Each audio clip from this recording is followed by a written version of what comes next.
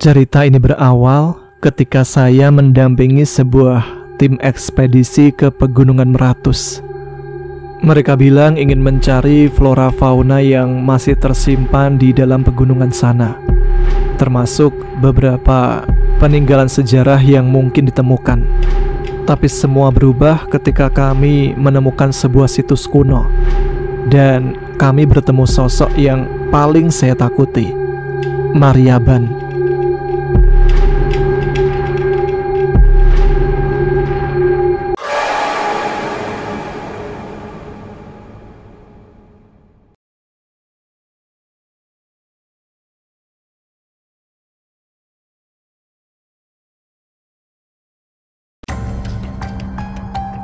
Assalamualaikum warahmatullahi wabarakatuh. Jumpa lagi dengan saya Tama dalam Ada Apa Gerangan Season 2. Bagaimana kabar kalian? Semoga selalu diberikan kesehatan dan juga rezeki yang cukup. Episode kali ini ada sebuah cerita yang cukup panjang, diceritakan oleh Bang Yanto di Kalimantan. Sebuah pengalaman yang tidak akan pernah terlupakan ketika ikut berpartisipasi dalam sebuah ekspedisi yang sekarang katanya sih sudah dirahasiakan. Sebuah pengalaman pahit dan penuh misteri ketika masuk ke dalam Pegunungan Meratus dan mengalami banyak kejadian ganjil. Nah, seperti apa ceritanya? Langsung saja kita simak. Teman-teman, Ada Apa Gerangan? Ceritanya mulai dari sini. Nama saya Yanto. Orang-orang di kampung biasa memanggil saya Anto, kadang Yan, tergantung siapa yang memanggilnya. Sehari-hari pekerjaan saya tidak jauh dari hutan. Sejak remaja, saya ikut bapak menjadi penebang kayu. Bukan pekerjaan mewah. Panas, hujan, pacet nempel di kaki, udah biasa. Kadang dapat kayu yang bagus, kadang rugi tenaga. Tapi begitulah hidup kami di pinggiran Pegunungan Meratus ini, bergantung kepada hutan. Saya pikir hidup saya bakal terus begini, sampai suatu sore semua berubah. Waktu itu saya baru pulang dari hutan, baju bau keringat, tangan pegal bawa parang, dan pinggang pegal luar biasa. Sampai di warung kopi dekat pertigaan kampung, saya melihat ada orang asing duduk di sana. Pakaiannya rapi, celana lapangan warna krem, sepatu trekking mahal. Tidak seperti warga kampung kami. Di depannya duduk Pak Darto, kepala dusun. Mereka tampak serius ngobrol. Saya sempat melirik sekilas waktu mampir beli rokok. Gak kepikiran apa-apa waktu itu. Tapi pas saya lagi asik nyulut rokok di depan warung, Pak Darto memanggilku. "Yan, sini sebentar Yan." Saya mendekati mereka, agak canggung. Orang asing itu menatap saya sambil tersenyum ramah. "Ini Yanto ya?" katanya, suaranya halus agak medok. "Iya Pak," jawab saya. Pak Darto menepuk bahu saya. "Ini Pak Rendra, dari kota. Mau minta tolong cari orang yang ngerti jalur-jalur hutan sini." Saya cuma angguk-angguk, bingung juga kenapa saya. Pak Rendra lalu menjelaskan, dia dan timnya mau masuk ke wilayah dalam Pegunungan Meratus, ke daerah yang jarang dijamah. Katanya ada indikasi peninggalan sejarah, flora fauna langka, dan dia agak menahan kata-katanya sejenak. Fenomena budaya lokal yang perlu dipelajari." Saya sih tidak terlalu mengerti omongannya, tapi intinya mereka butuh orang yang tahu hutan.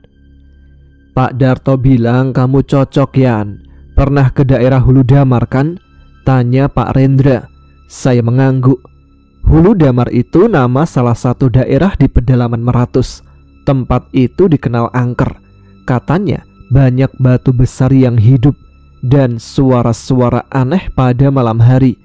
Tapi buat saya, semua hutan sama saja. Asal tahu jalannya, ya aman-aman aja. Akhirnya tanpa banyak berpikir panjang, saya pun setuju. Lumayan juga kan, katanya bayarannya bagus. Lagian kapan lagi bisa jalan bareng orang-orang kota. 2 hari kemudian, saya bertemu dengan semua anggota tim. Mereka ngumpul di rumah Pak Darto yang disulap menjadi base camp sementara. Mobil-mobil besar diparkir di depannya, Land Cruiser, Hilux, dan satu mobil logistik. Saya sempat minder melihat perlengkapan mereka. Ransel gede-gede, sepatu mengkilap, alat-alat aneh yang belum pernah saya lihat. Pak Rendra pun memperkenalkan satu persatu. Bu Rika seorang ahli biologi, rambutnya dikuncir kuda, membawa buku catatan kemana-mana. Dimas seorang geolog muda, suka memotret batu dan tanah pakai kamera gede.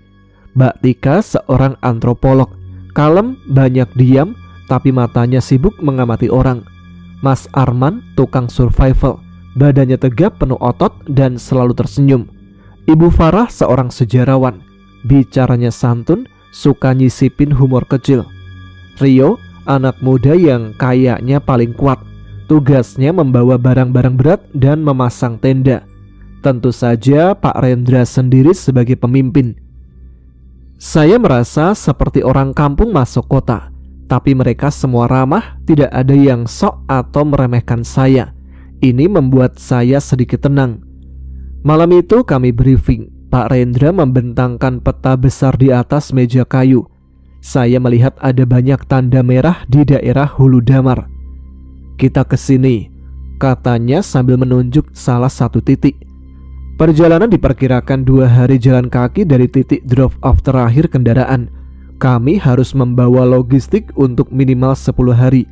Tim akan dibagi tugas. Bu Rika akan mencatat flora fauna, Dimas akan mengumpulkan sampel batuan, Mbak Tika akan mewawancarai warga setempat kalau ketemu, Mas Arman dan Rio mengurus tenda, dapur, keamanan, Ibu Farah bertugas mendokumentasikan. Saya sendiri jadi petunjuk jalan, pengangkut tambahan, dan pembantu umum. Semua terdengar rapi dan profesional, tidak ada yang aneh. Pagi itu kami berangkat dengan semangat. Langit cerah, udara sejuk. Saya duduk di bak Hilux bareng Rio dan Mas Arman, sementara yang lain di dalam mobil. Jalanan tanah berliku-liku melewati sungai, tanjakan, turunan, kadang terpaksa berhenti untuk mendorong kendaraan keluar dari lumpur. Kami pun sampai di titik drop off sekitar jam 3 sore. Dari sana jalan kaki. Ransel terasa berat, terutama untuk saya yang terbiasa membawa parang dan kayu, bukan tenda dan peralatan aneh lainnya. 1 jam berjalan, suasana mulai hening. Hutan semakin rapat, cahaya matahari susah masuk. Suara burung, serangga, dan desir angin menjadi teman kami. Pak Rendra beberapa kali berhenti untuk memeriksa arah. Saya membantu menunjukkan jalan setapak yang jarang orang tahu, jalur pemburu lokal. Kami berjalan teratur, Pak Rendra di depan, saya di sampingnya, Bu Rika dan Dimas di tengah, Mbak Tika, Ibu Farah, Rio, dan Mas Arman di belakang. Saat istirahat, kami duduk melingkar. Rio bercanda soal bekal makanan. Kalau habis, kita makan pohon rotan aja ya Mas Yanto. Saya tertawa kecil. Kalau rotan masih mending Mas, asal jangan makan pacet. Mereka semua tertawa. Suasananya cair, hangat seperti camping keluarga besar. Belum ada tanda-tanda sesuatu yang aneh. Belum. Menjelang malam kami mencari tempat untuk mendirikan tenda. Saya memilihkan tanah yang agak tinggi, dekat sumber air, tapi cukup terlindung dari angin. Mas Arman dan Rio mengecek perimeter, memastikan tidak ada sarang hewan berbahaya. Kami kerja bareng, tenda berdiri, dapur darurat dipasang, api unggun dinyalakan. Aroma kopi saset dan mie rebus menguar di udara. Malam itu kami ngobrol santai di sekitar api. Ibu Farah bercerita tentang legenda-legenda hantu penjaga hutan. Bu Rika menceritakan pengalamannya ketemu tumbuhan aneh di Kalimantan Timur. Dimas sesekali menyela dengan teori ilmiah, berusaha menyeimbangkan cerita-cerita mistis. Sedangkan saya lebih banyak mendengarkan. Entah kenapa, saat itu perasaan saya tenang saja, seolah hutan ini menyambut kami dengan tangan terbuka. Sebelum tidur, Pak Rendra mengingatkan, "Ingat, besok perjalanan lebih berat. Jangan tinggalkan rombongan." Semua pun mengangguk. Saya masuk ke dalam tenda bersama Rio dan Mas Arman. Udara malam dingin, tapi mata saya berat sekali. Dalam hitungan menit, saya terlelap ditemani suara serangga dan gemerisik daun dari luar. Matahari belum benar-benar muncul saat suara alarm dari jam tangan Pak Rendra berdering pelan, membangunkan kami semua. Saya mengucek mata, menggeliat pelan dalam sleeping bag yang mulai lembab karena embun malam. Udara dingin masih menggantung berat di antara pepohonan raksasa, membuat nafas saya keluar seperti asap tipis. Di luar tenda, suara-suara kecil sudah terdengar. Suara ranting dipatahkan, bunyi kompor portable dinyalakan, dan aroma kopi saset mulai menguar. Saya keluar dari tenda, merapatkan jaket tipis saya, dan melihat Mas Arman sedang sibuk membuat kopi untuk timnya. "Pagian," sapa Rio yang sudah menyiapkan nesting untuk sarapan. "Pagi," balas saya masih setengah menguap. Satu persatu anggota tim bermunculan dari tenda masing-masing. Pak Rendra sudah duduk di depan peta lapangan, membuat catatan kecil. Ibu Farah mengaduk kopinya sambil membaca buku catatan tipis, sedangkan Dimas terlihat sibuk dengan alat GPS di tangannya. Pagi itu terasa normal, tidak ada hal aneh, hanya suasana hutan yang senyap dan dalam seperti biasanya. Tapi entah kenapa, perasaan saya sedikit berat, seperti ada kabut tipis dalam hati.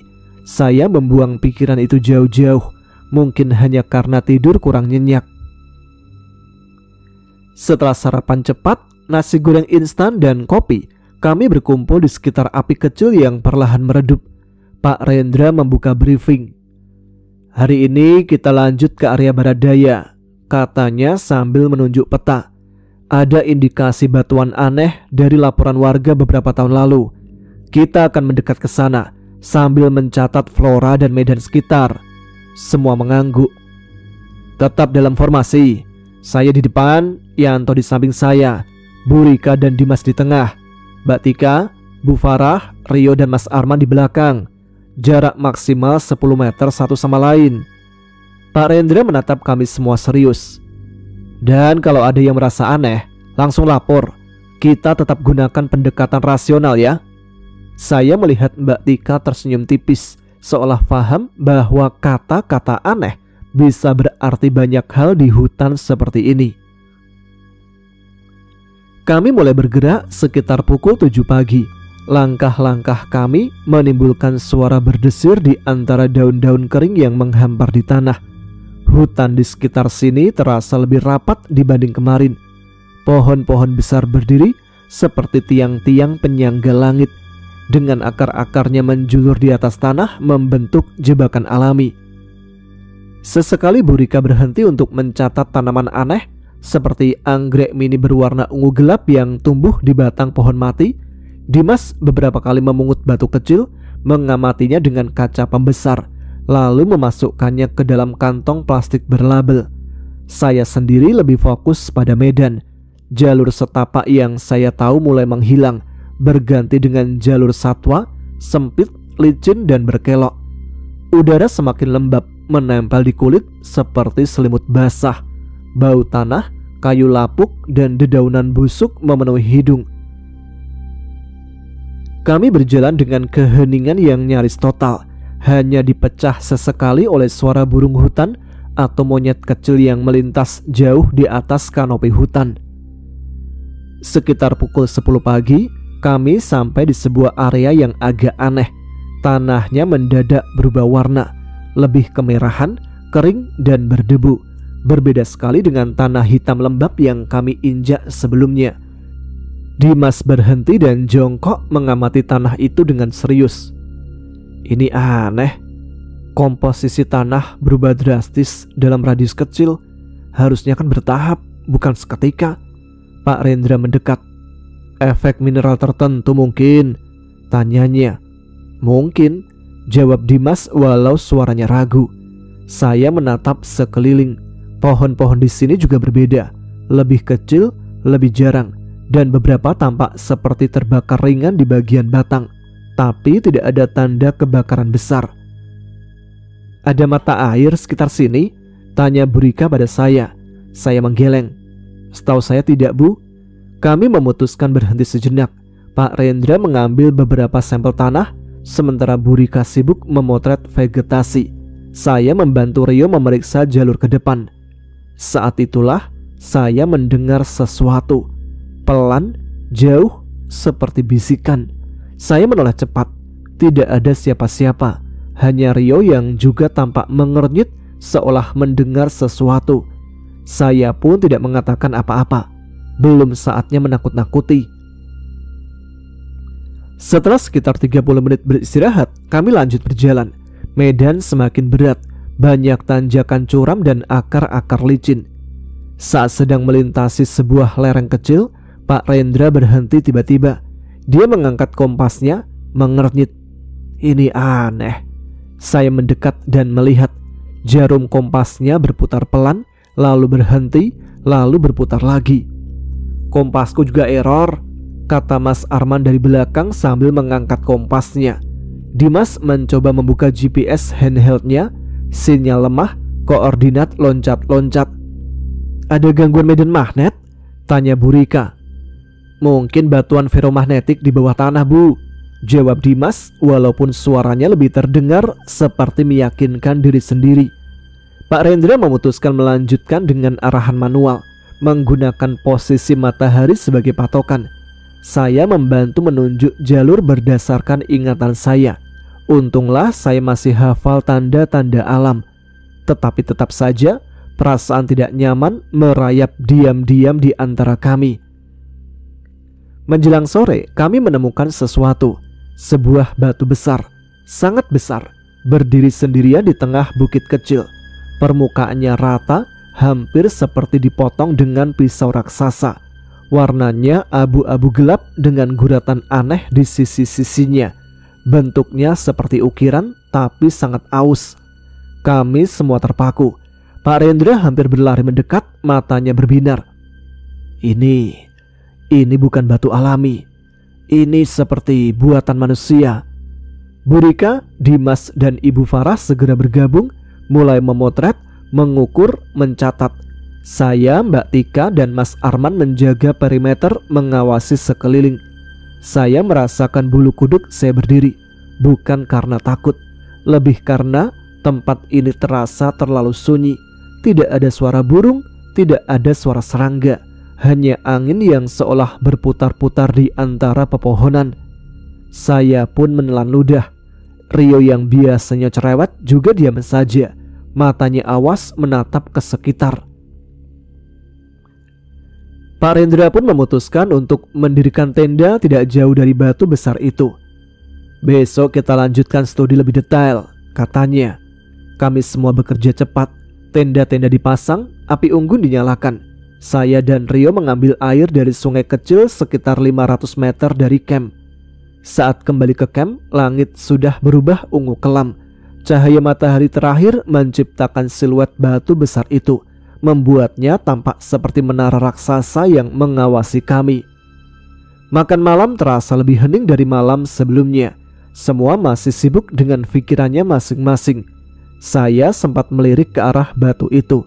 Sekilas, dalam kelam senja, saya merasa seperti ada sesuatu berdiri di puncaknya. Tapi saat saya mengucek mata dan menatap lagi, hanya batu kosong yang terlihat. Saya menggelengkan kepala, mengumpat dalam hati. Mungkin hanya bayangan. Jam menunjukkan hampir pukul 9 malam. Kami semua sudah makan malam seadanya. Nasi bungkus instan dengan lauk kering yang dibawa dari base camp. Api unggun kecil di tengah camp berkedip-kedip, dilempar angin gunung yang mulai turun lebih tajam. Satu persatu anggota tim mulai masuk ke tenda mereka masing-masing. Tinggal saya, Mas Arman, dan Rio yang masih duduk di dekat api. Yan, kata Rio pelan sambil mengaduk-aduk bara dengan tongkat kecil. Lo ngerasa kayak ada yang ngawasin gak? Saya diam sesaat mendengarkan hutan. Senyap, hanya suara angin mendesis pelan melewati sela-sela pohon. Tidak ada suara jangkrik, tidak ada suara burung malam. Seperti hutan ini menahan nafas. Iya mas, jawab saya jujur. Mas Arman menatap kami berdua, wajahnya lebih serius dari biasanya. Gua juga merasa aneh. katanya. Tapi ingat briefing, fokus ke yang nyata. Kami mengangguk. Lalu perlahan satu persatu dari kami kembali ke tenda masing-masing. Saya masuk ke tenda bersama Rio. Kami memang sekamar. Sleeping bag sudah dingin. Saya melilitkan jaket lebih rapat. Sebelum tidur, saya mendengar satu suara seperti langkah kaki. Jauh, sangat jauh, di dekat batu besar. Saya membuka sedikit resleting tenda, namun hanya ada kegelapan. Api unggun sudah tinggal bara merah kecil, tidak ada apa-apa. Saya memejamkan mata, memaksa tidur sambil berjanji pada diri sendiri. Besok, siang hari, semua pasti normal lagi. Tapi malam itu saya bermimpi. Dalam mimpi itu, saya berjalan sendirian di dalam hutan. Tapi hutan ini berbeda. Semua pepohonannya tampak membusuk, ranting-ranting patah, tanahnya berlumpur. Saya berjalan tanpa tujuan sampai saya menemukan batu besar itu lagi. Tapi kali ini di puncaknya berdiri sosok gelap. Saya tidak bisa melihat wajahnya, tapi saya tahu dia sedang menatap saya. Saya ingin berbalik dan lari, tapi kaki saya membeku. Saya hanya bisa berdiri memandangi sosok itu yang perlahan mengangkat tangannya menunjuk lurus ke arah saya. Saya terbangun mendadak. Peluh dingin membasahi punggung. Rio mengerang kecil di sebelah masih tertidur. Saya memandangi langit-langit tenda dengan jantung yang berdetak cepat. Cuma mimpi, pikir saya. Pagi berikutnya suasana sedikit lebih ringan. Matahari cerah dan suara burung akhirnya terdengar lagi, walaupun tidak sebanyak biasanya. Kami sarapan sambil bercanda kecil. Mbak Tika sempat menggoda Rio yang mukanya masih kusut. Kurang tidur ya Mas Rio? Katanya. Rio hanya meringis. Setelah briefing singkat, kami bergerak menuju batu besar untuk melakukan dokumentasi lebih detail. Pak Rendra, Dimas, dan Bu Rika mengelilingi batu itu sambil memotret, mencatat, dan mengukur. Batu itu tingginya kira-kira 4 meter, panjang sekitar 7 meter. Permukaannya nyaris halus di satu sisi, kasar di sisi lain. Ada guratan-guratan samar seperti ukiran, tapi begitu aus hingga sulit dikenali. Mbak Tika sibuk menggosok sebagian permukaan batu dengan sikat halus. Sepertinya ini semacam altar, gumamnya. Altar? Tanya Ibu Farah. Atau mungkin tempat ritual? Jawab Mbak Tika ragu. Dimas mengeluarkan alat pengukur medan magnet. Jarumnya langsung melompat liar begitu mendekati batu itu. Ada anomali kuat, katanya. Saya mengawasi sekeliling, merasakan hawa berat yang samar-samar kembali hadir. Angin di sekitar batu terasa lebih dingin dibandingkan tempat lain. Kami semua bekerja sampai hampir jam 1 siang sebelum akhirnya istirahat makan siang. Setelah makan, Rio mengoperasikan drone untuk mengambil foto udara dari atas batu besar. Drone terbang mulus pada awalnya, melayang-layang di atas pohon, mengambil gambar-gambar menakjubkan. Tapi saat mendekati batu besar, sesuatu terjadi. Drone mendadak bergetar aneh, lalu mulai berputar tak terkendali. Aneh ini, aneh. Seru Rio panik, jari-jarinya menari di remote control. Kami semua mendongak melihat drone itu berputar seperti mabuk. Tiba-tiba, drone itu jatuh bebas ke tanah, menghantam keras di antara semak belukar. Rio mengumpat, lalu segera berlari mengambilnya. Saat kembali, wajahnya pucat. Semua data korup, katanya lirih. Foto-foto tadi hilang semua. Pak Rendra mengernyit. Rusak. Gak tahu kenapa. Baterainya normal, remote normal, tapi memorinya kacau. Kami saling pandang. Untuk sesaat tidak ada yang bicara. Menjelang sore setelah insiden drone, suasana tim jadi agak kaku. Kami tetap bekerja, mendokumentasikan sebanyak mungkin, tapi semangat turun. Saya mendampingi Bu Rika menyisir tanaman di sekitar batu. Beberapa tumbuhan aneh ditemukan. Lumut berwarna kemerahan, bunga kecil yang tidak tercatat di daftar flora lokal. Kita kayak masuk ke dunia kecil yang beda, gumam Bu Rika. Saya pun hanya mengangguk tak mengerti. Saat itu saya sempat melihat sekilas di antara pepohonan, seperti ada bayangan hitam bergerak. Saya menajamkan mata, ternyata tidak ada apa-apa. Mungkin binatang. Malam berikutnya kami memutuskan tetap berkemah di lokasi tersebut. Pak Rendra masih ingin mengukur beberapa detail batu besar saat pagi. Saya berjaga malam bersama Mas Arman, duduk di dekat api, bergantian memeriksa sekeliling. Sekitar jam 2 pagi, ketika giliran saya berjaga, saya mendengar suara itu lagi. Langkah kaki, perlahan, tertahan. Saya berdiri perlahan mengambil senter menyorot ke arah suara. Hutan di sekitar batu itu tetap diam. Saya mengedarkan cahaya senter perlahan. Dan saat itulah saya melihatnya. Sekilas, di balik pohon, saya melihat sesuatu. Itu bukan manusia, bukan juga binatang, tapi bayangan seolah tubuh manusia. Kurus, tinggi, dengan tangan panjang menjuntai ke tanah. Saya pun membeku, cahaya senter gemetar di tangan saya. Bayangan itu menghilang begitu saja seperti kabut yang dihembus angin. Saya tidak berani bergerak untuk beberapa saat. Baru setelah yakin tidak ada apa-apa, perlahan saya kembali duduk di dekat api dengan tubuh yang masih gemetar. Saya tidak memberitahu yang lain ketika pagi datang. Setidaknya belum. Pagi harinya, matahari baru setengah naik ketika aku membuka mata.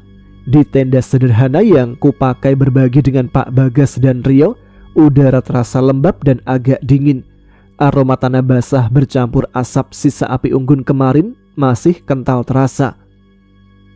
Kita jalan jauh hari ini, sarapan yang banyak. Suara Pak Rendra terdengar dari luar. Aku pun keluar tenda. Tim sudah hampir lengkap duduk di sekitar api unggun kecil yang mulai sekarat. Mbak Tika sedang menuang kopi dari termos logam. Dimas sibuk mencatat sesuatu di buku kecilnya, dan Bu Rika sibuk mengamati peta kertas besar yang digelar di atas batu datar. Pak Rendra menoleh kepadaku sambil mengangguk. Yanto, setelah sarapan, bantu saya periksa perlengkapan. Kita bergerak ke arah utara. Siap, Pak, jawabku cepat. Sarapan pagi itu sederhana. Nasi, ikan asin, sambal, dan kopi panas. Tapi di hutan seperti ini, makanan apapun terasa seperti hidangan istimewa. Setelah makan, kami mengecek perlengkapan. GPS, kompas, kamera, alat ukur medan, beberapa alat gali ringan, dan kotak P3K. Rio yang bertugas alat navigasi kelihatan sedikit cemberut.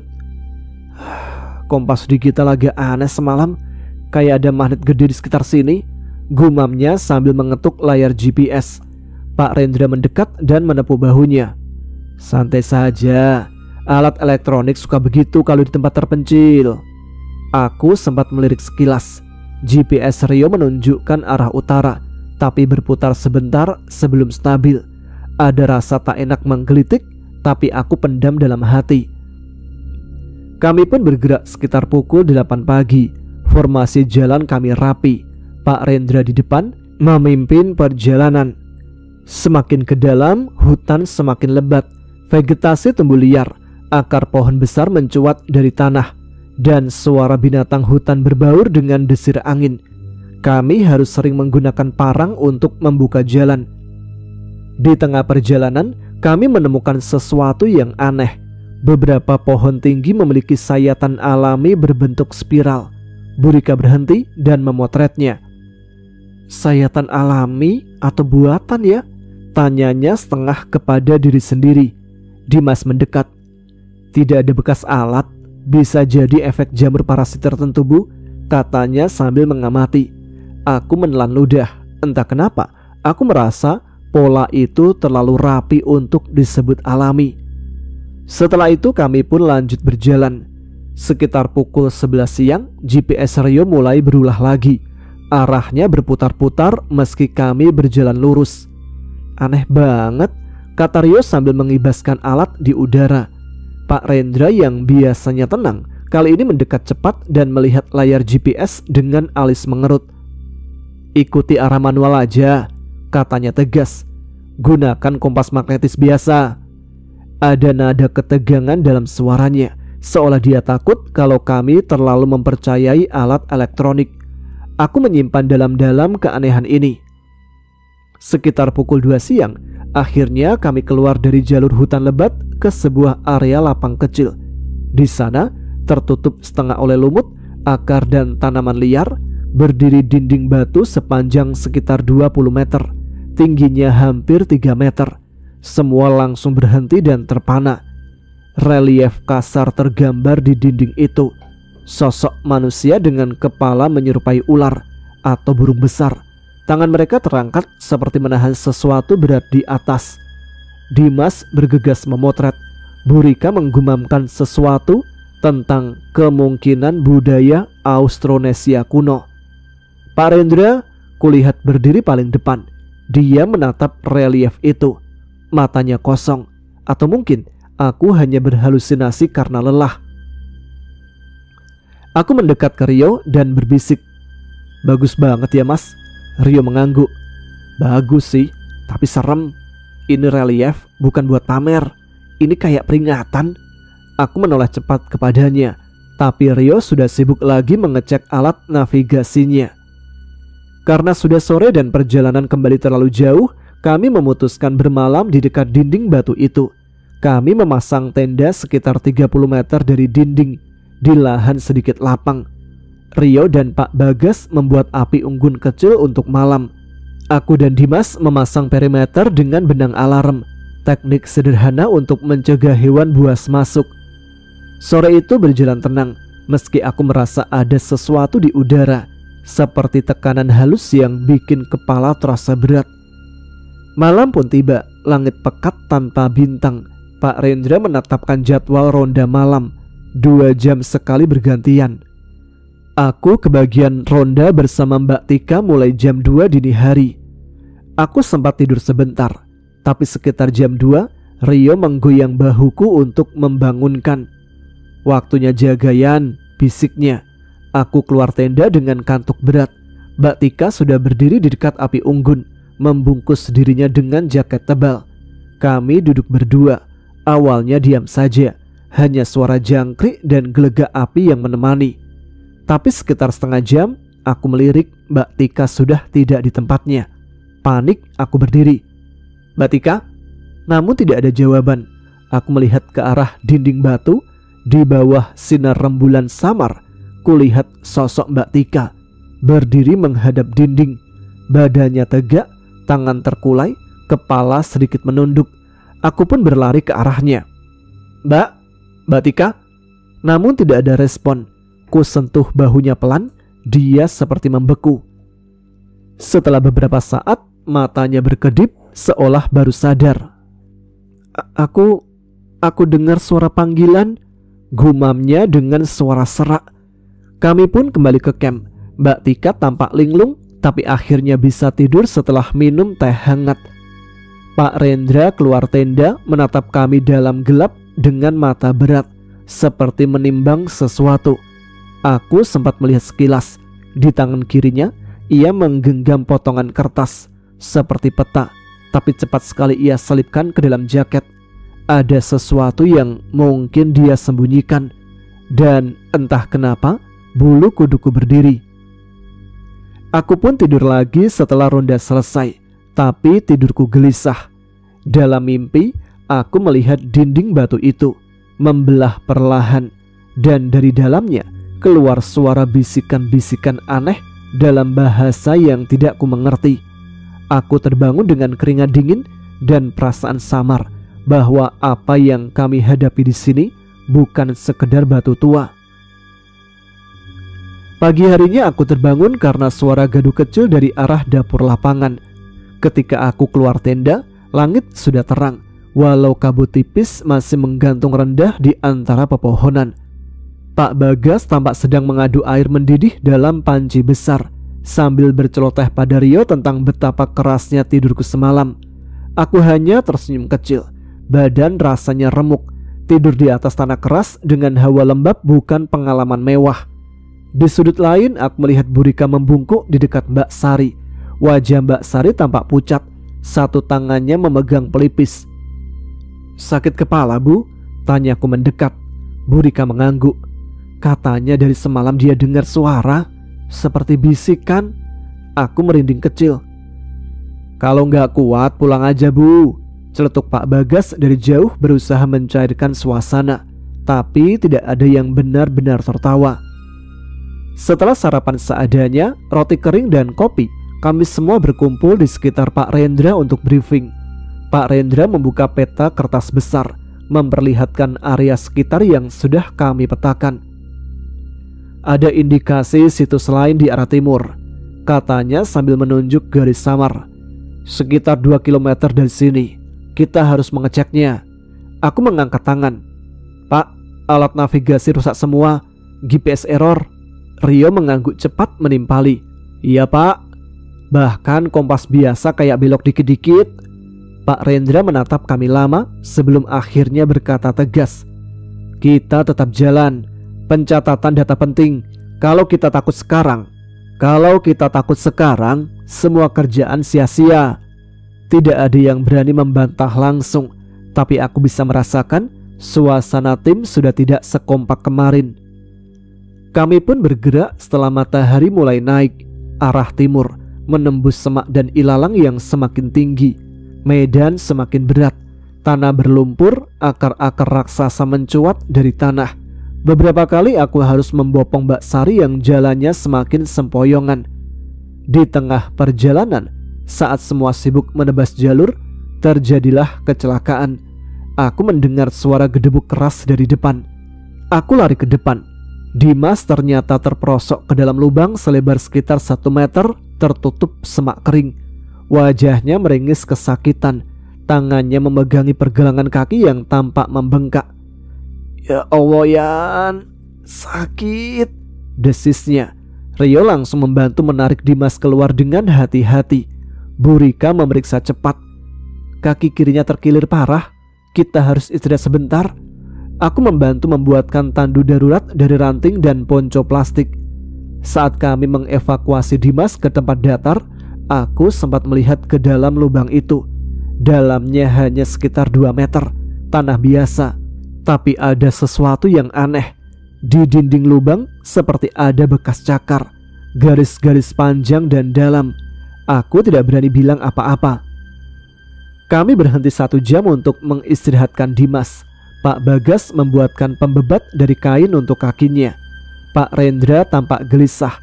Dia mondar-mandir sendiri, sesekali membuka peta kecil yang kusadari bukan peta kemarin. Beberapa kali aku melihat dia komat kamit sendiri, seperti menghitung sesuatu, atau mungkin bicara sendiri. Aku dan Rio saling pandang. Ada yang semakin tidak beres dengan pemimpin kami. Sekitar jam 2 siang, kami tiba di sungai kecil. Airnya jernih, mengalir deras di antara batu-batu besar. Kami pun memutuskan mengambil air untuk persediaan. Pak Bagas seperti biasa berinisiatif. Ia berjalan ke bibir sungai sambil membawa beberapa botol kosong. Tapi tiba-tiba tanah di bawah kakinya ambruk. Aku hanya sempat melihat sekilas. Tubuh Pak Bagas terseret ke sungai, tersandung batu besar, dan hampir saja tenggelam. Aku, Rio, dan Pak Rendra langsung berlari. Dengan cepat kami menarik tubuhnya keluar dari air. Pak Bagas batuk-batuk keras. Bajunya basah kuyup, lutut kirinya berdarah lecet. "Apaan itu? Kayak ada yang narik kakiku," teriaknya masih ngos-ngosan. Kami semua terdiam. Pak Bagas mungkin hanya terbawa panik, tapi aku sempat melihat saat dia terseret. Di antara air berlumpur, ada sesuatu yang mirip tangan hitam muncul sepersekian detik dari bawah lumpur.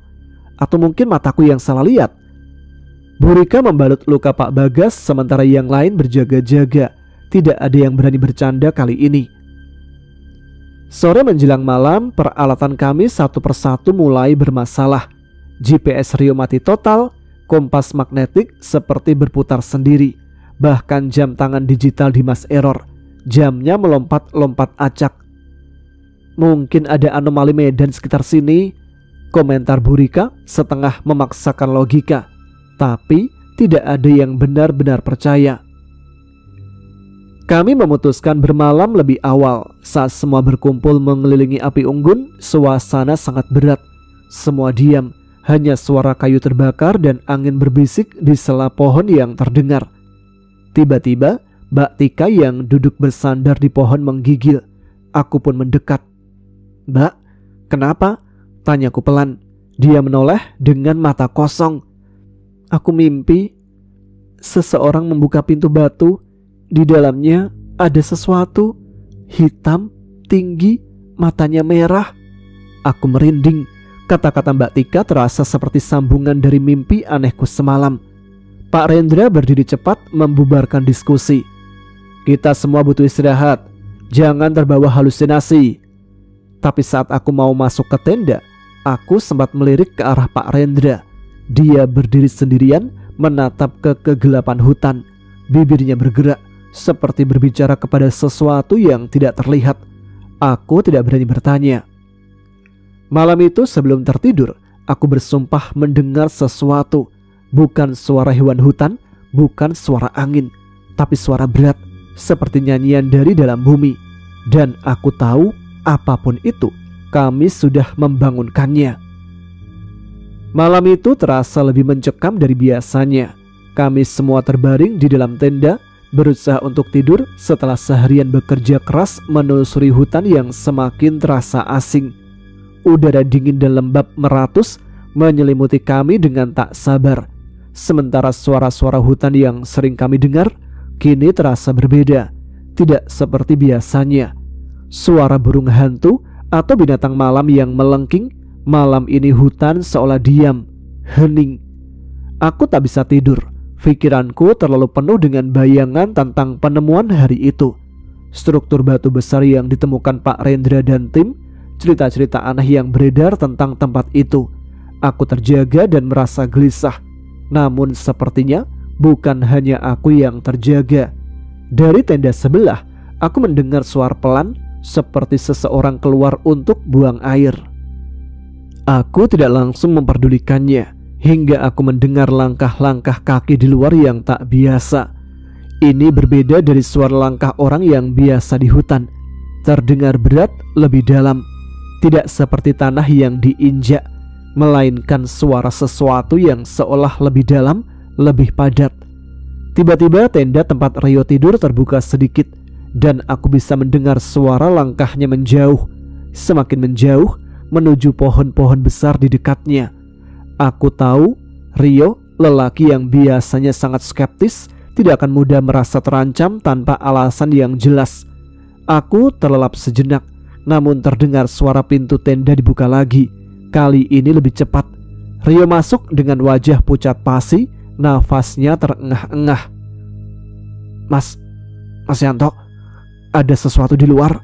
Suaranya gemetar dan aku bisa melihat keringat dinginnya. Aku duduk, langsung merasa ada yang tidak beres. Rio yang biasanya tampak tenang, tiba-tiba terlihat ketakutan seperti itu. Aku menatapnya dengan tatapan bingung, ingin bertanya lebih jauh, tetapi tiba-tiba terdengar suara aneh dari luar. Suara geraman rendah yang tidak bisa aku kenali. Itu datang dari arah hutan, di antara pepohonan besar yang hanya bisa dilihat samar-samar di bawah sinar bulan.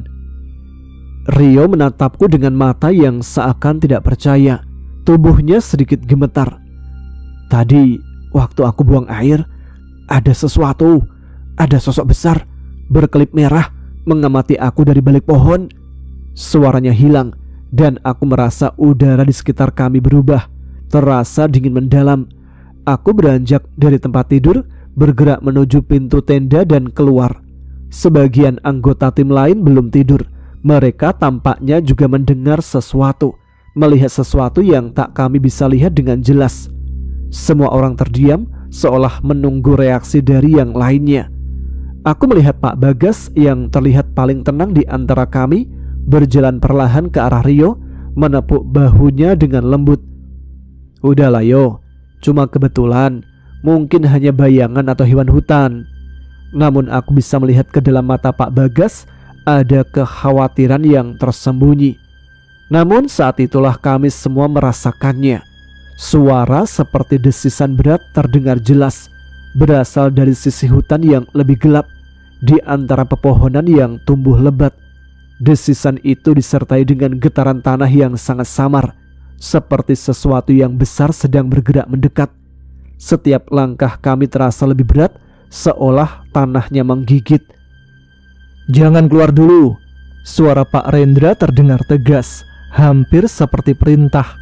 Dia berdiri di depan tenda dengan wajah serius. "Kita harus tetap tenang.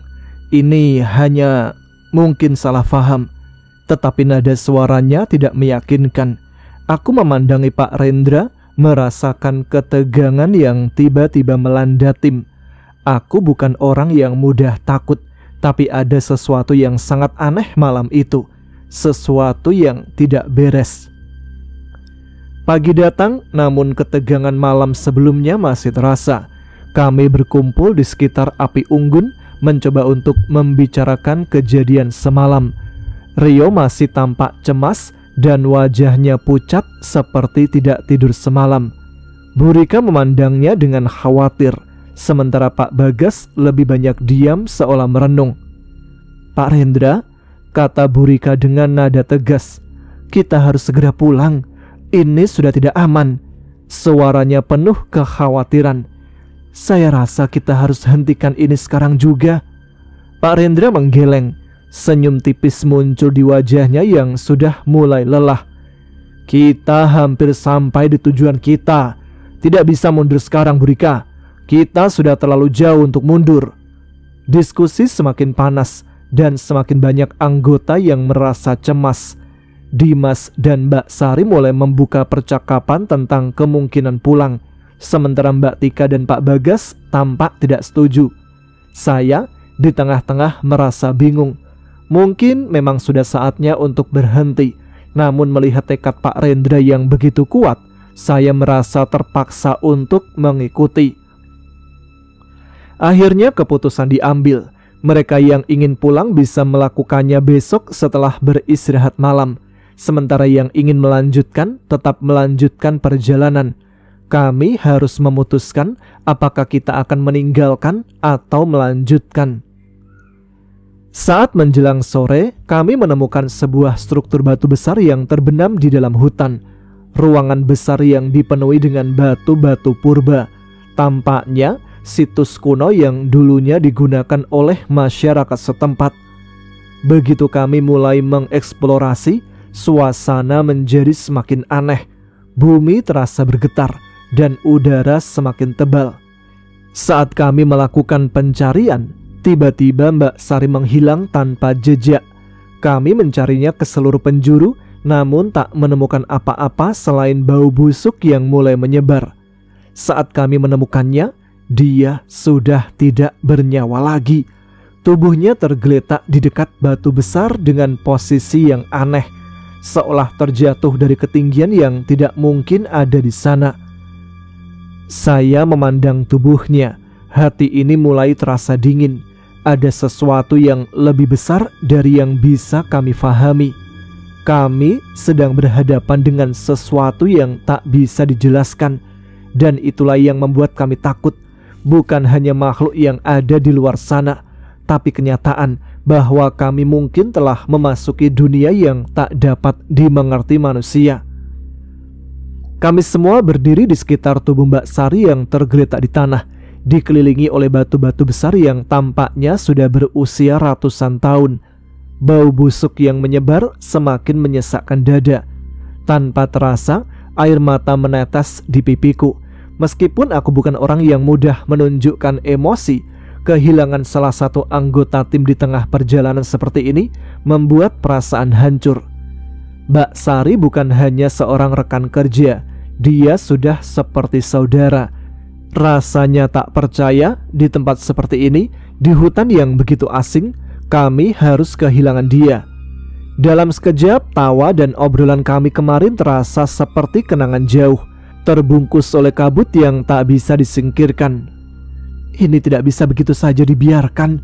Suara Bu Rika terdengar parau menahan tangis. Aku menatap wajah Bu Rika yang mencoba menahan air mata. Dimas dan Mbak Tika hanya terdiam tak bisa berkata-kata. Wajah mereka pucat pasi, seolah tidak bisa menerima kenyataan bahwa salah satu dari kami telah menjadi korban. Pak Rendra yang tadi hanya berdiri di kejauhan akhirnya melangkah maju. Wajahnya tampak lebih dingin daripada sebelumnya, lebih keras, seolah tak peduli pada kehilangan ini. "Kita sudah terlalu jauh," katanya dengan suara datar. "Perjalanan ini harus dilanjutkan." Aku menatap Pak Rendra dengan tatapan bingung. "Pak, kita baru kehilangan satu teman. Anda tidak merasa bahwa kita harus pulang?" Pak Rendra menatapku dengan tajam. "Tidak ada waktu untuk meratapi ini. Beginilah memang ekspedisi. Kalau kita mundur sekarang, semua yang telah kita pelajari akan sia-sia. Kematian Sari akan malah menjadi percuma kalau kita berhenti di sini. Dan aku yakin Sari pasti akan kecewa. Kalian bisa kembali kalau mau, tapi saya akan melanjutkan perjalanan ini. Kita tidak bisa meninggalkan pekerjaan yang sudah dimulai. Kita sudah dibiayai, dan kita harus bertanggung jawab akan itu." Saya merasakan ketegangan yang semakin memuncak. Kami berdiri di tengah hutan yang tidak ramah, kehilangan seorang teman, dan harus memutuskan apakah kita akan melanjutkan atau kembali ke rumah. Tidak ada jalan tengah, dan pilihan itu terasa begitu berat.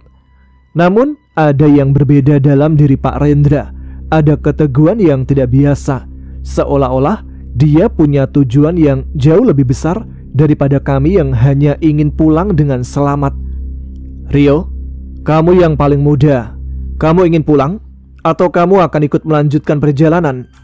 Rio terdiam dengan mata kosong. Dia tampaknya benar-benar terpengaruh oleh kejadian semalam. Tatapannya kosong dan lelah.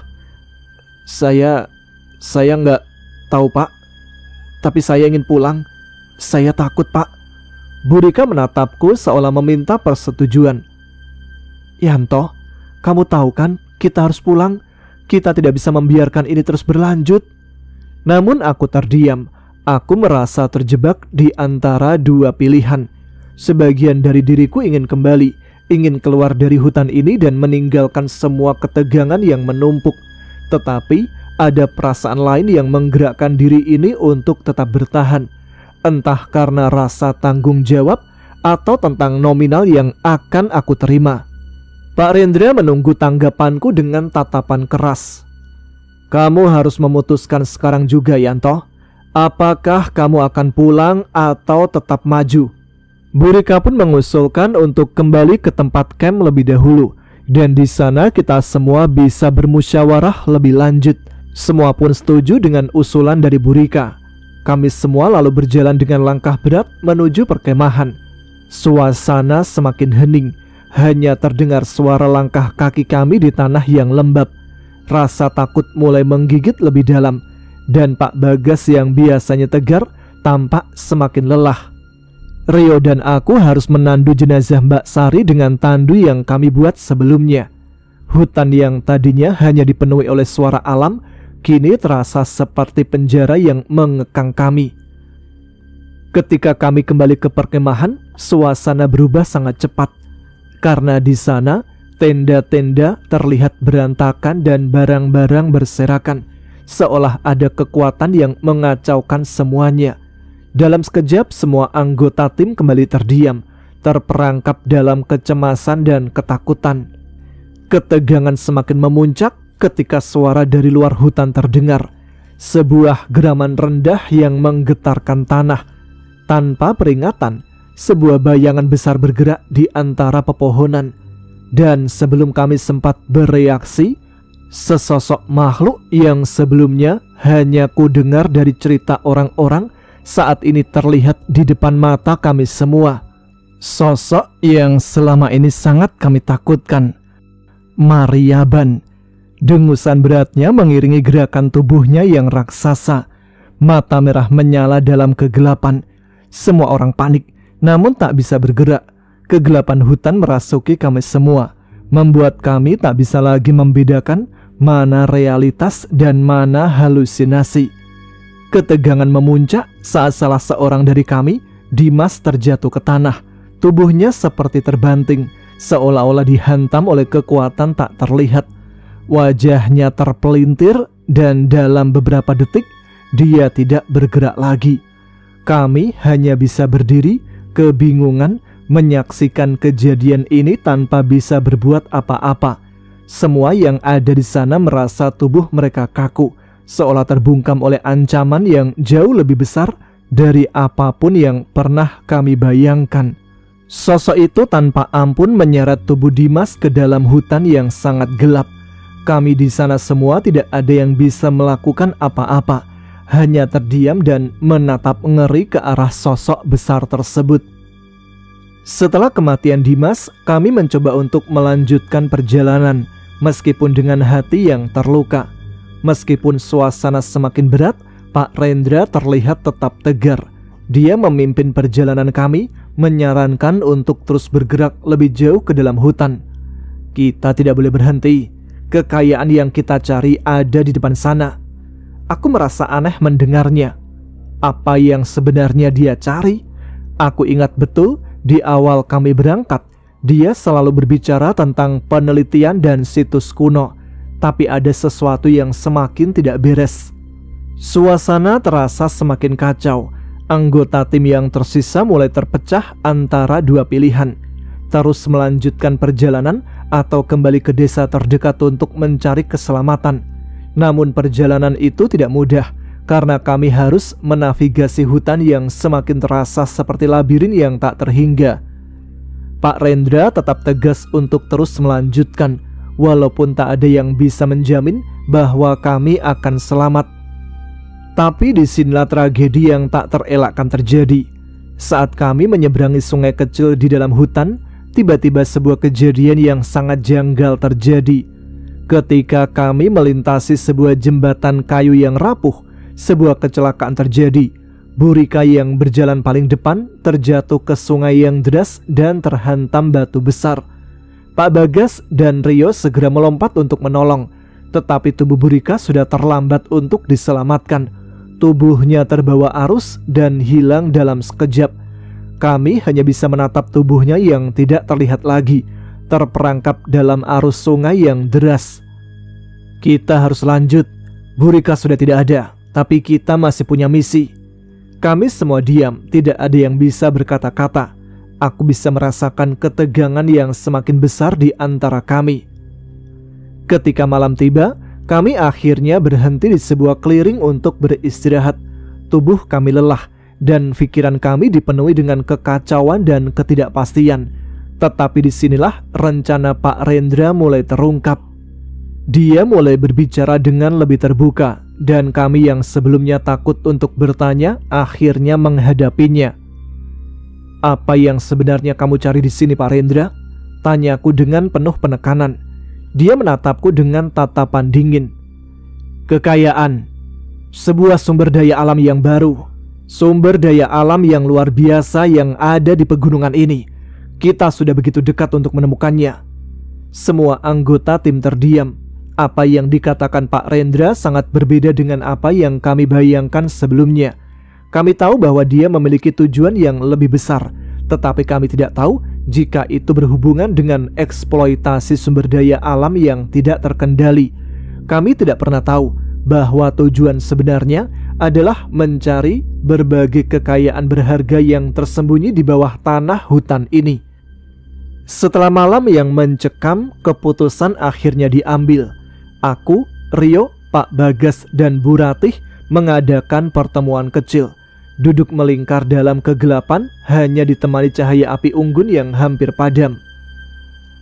Kita nggak bisa lanjut begini, kata Pak Bagas dengan suara berat. Kalau kita terus ngikutin Pak Rendra, kita semua malah bakal mati. Aku setuju, kata Rio, matanya kosong menatap bara api. Ini sudah bukan ekspedisi ilmiah lagi. Ini menjadi misi gila. Bu Ratih mengangguk. Kita harus pulang, dengan atau tanpa dia. Aku yang sejak awal sudah merasa ada yang tidak beres, hanya bisa menarik nafas panjang. Kalau kalian setuju, saya akan pimpin jalan pulang. Tapi kita harus siap mental.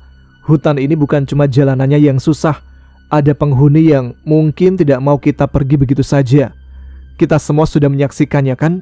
Sosok itu biasa kami sebut dengan Maryaban. Dia adalah penghuni asli hutan Kalimantan, dan kemunculannya tidak bisa kita duga sebelumnya. Semua menatapku berat. Tapi dalam diam semua setuju. Kami harus keluar dari sini. Pagi harinya kami menyampaikan keputusan itu kepada Pak Rendra. Seperti yang kuduga, dia marah besar. Namun tidak ada yang bergeming. Bahkan Rio yang biasanya pendiam berdiri tegak di hadapannya. Kalau Bapak mau lanjut, silakan. Tapi kami tidak akan ikut mati demi ambisi Bapak. Pak Rendra masih berteriak-teriak saat kami mulai mengemasi perlengkapan. Aku sempat menoleh dan melihat dia seperti akan merogoh sesuatu dari dalam saku celananya. Sebuah pistol. Aku segera melompat ke arahnya dan menahan gerakan tangannya.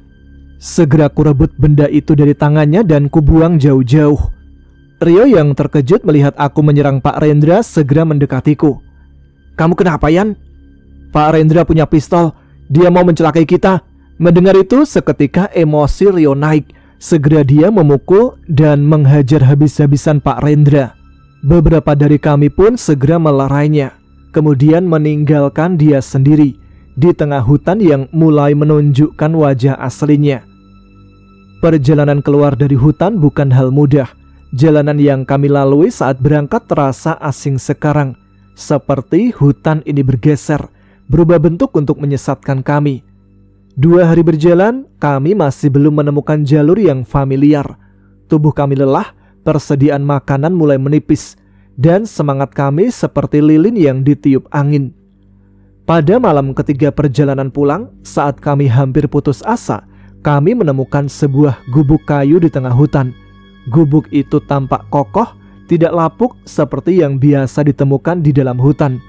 Dari celah-celah kayunya, kami bisa melihat pundi-pundi makanan, nasi, lauk pauk, bahkan air bersih tersedia dalam bejana tanah liat. Bau harum masakan menguar, membelai hidung kami yang kelaparan. Rio langsung melonjak. Mungkin ini penyelamat kita, ada orang di sini. Namun saat aku melihat lebih dekat, bulu kuduku langsung meremang. Gubuk itu terlalu sempurna, seperti tiruan, dan hawa dingin yang mengelilinginya berbeda dengan bagian hutan lainnya. Jangan dekati, seruku cepat menghalangi Rio yang hampir masuk. Mereka semua menatapku bingung. Aku menarik nafas dalam-dalam, berusaha menenangkan diriku sebelum bicara. Ini jebakan. Orang tua di kampungku pernah cerita. Kadang penghuni hutan membuat tempat seperti ini. Mereka membuat kita tergoda, masuk, dan setelah itu apa, Yan? Mereka akan menyantap kita. Maksudmu menyantap, memakan? Aku tidak melanjutkan. Tidak perlu. Wajah mereka semua sudah cukup faham. Kami menyingkir dari gubuk itu, berjalan lebih jauh ke dalam gelap, menahan lapar dan haus yang mendera. Lebih baik begitu daripada menjadi mangsa sesuatu yang tidak pernah bisa dijelaskan oleh akal manusia. Setelah berhari-hari penuh perjuangan, luka, lapar, dan ketakutan, akhirnya kami menemukan tanda-tanda kehidupan. Jejak tapak kaki manusia yang lebih baru, potongan tali rafia di pohon, dan suara samar kendaraan di kejauhan. Kami berlari, hampir menangis karena lega ketika melihat batas hutan, jalan setapak yang menuju ke desa terdekat. Kami menang, kami selamat. Namun dalam hati kami tahu bahwa kami belum keluar sepenuhnya. Ada bagian dari jiwa kami yang tetap tertinggal di dalam hutan. Hutan meratus bersama kengerian yang tidak akan pernah bisa kami ceritakan seluruhnya. Aku tidak ingat pasti berapa lama kami berjalan setelah menemukan jalan setapak itu. Rasanya tubuhku hanya bergerak karena terpaksa, di antara rasa lapar yang menggigit dan ketakutan yang tak pernah benar-benar hilang. Ketika akhirnya kami tiba di desa, kami seperti sekelompok orang yang kembali dari dunia lain, kotor, kurus, dan penuh luka. Setelah kami beristirahat beberapa hari di desa tersebut, hari itu sebuah mobil berwarna hitam tanpa plat nomor yang jelas meluncur cepat ke arah kami. Dari dalam turun beberapa orang berbadan tegap. Mereka mengenakan seragam lapangan tapi tanpa logo instansi apapun. Mereka membawa kami dengan alasan rehabilitasi dan juga penanganan kesehatan. Kami lalu dibawa ke sebuah bangunan besar di pinggiran kota. Entah apa tempat itu, seperti markas gitu, tapi terasa lebih seperti penjara. Selama 3 hari kami diisolasi, diperiksa, diinterogasi. Setiap pertanyaan terasa seperti jebakan. Dan setiap jawaban kami, terutama saat mulai menyentuh hal-hal aneh yang kami alami, langsung ditanggapi dengan dingin. Pada hari keempat, mereka memberikan kami setumpuk dokumen. 1 halaman penuh tentang bagaimana kami harus menyatakan bahwa ekspedisi ini tak pernah terjadi, bahwa jika ada kecelakaan itu karena kesalahan pribadi, bukan kelalaian tim atau instansi manapun. Tanda tangan. Perintah mereka tegas. Aku menatap pulpen di tanganku, tangan yang gemetar karena marah dan ketakutan. Tapi pada akhirnya aku menandatangani juga, bukan karena setuju, tapi karena tahu menolak berarti hilang selamanya. Pak Rendra, tidak ada satu kata pun yang keluar dari mulut para petugas itu, seolah dia tak pernah ada. Beberapa minggu setelah kami dibebaskan, aku sempat mendengar bisikan-bisikan samar dari warga setempat. Ada pemburu yang nemu mayat di dalam hutan, kata seorang lelaki tua di warung kopi. Badannya tinggal kulit pembungkus tulang, mukanya tidak dikenali, tapi bajunya kayak baju orang kota. Aku tidak pernah tahu pasti, mereka tidak pernah mengkonfirmasi. Aku menulis ini bukan untuk mencari perhatian, bukan untuk mengungkap rahasia besar perusahaan. Aku tahu apa resikonya. Aku hanya ingin satu hal, memperingatkan. Pegunungan Meratus bukan sekedar hamparan pohon dan bebatuan. Ia adalah rumah bagi sesuatu yang lebih tua dari manusia, lebih bijaksana, dan kadang lebih berbahaya. Jangan berpikir kalian bisa mengambil apapun dari sana tanpa membayar harga. Alam punya caranya sendiri untuk menyeimbangkan apa yang dirusak.